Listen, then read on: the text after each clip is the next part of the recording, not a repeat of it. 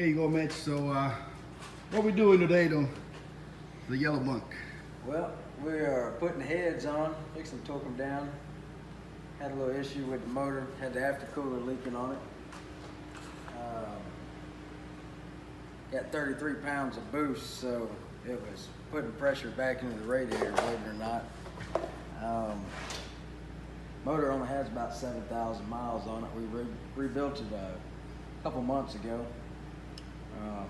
It's got an RTLO 16713A transmission in it with brand new 373 rear ends in it.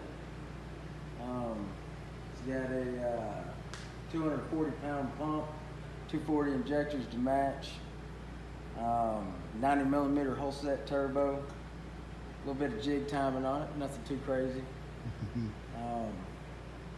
Geared a little high, runs about 105 at 2,000 RPMs. Pulls good.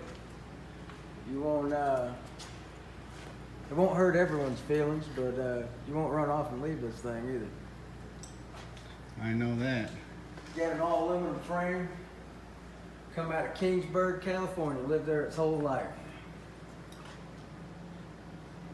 Figured I'd leave the decals on it. Just needs a little love here and there. Look at that shift. It's got rawhide leather interior in it. I'm a bit of a fan of it myself.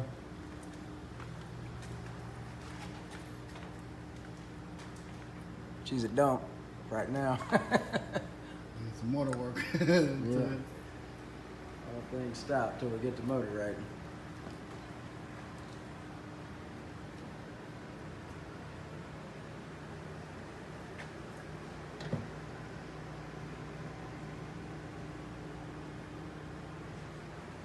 Just like most old trucks, you could use a little something here and there.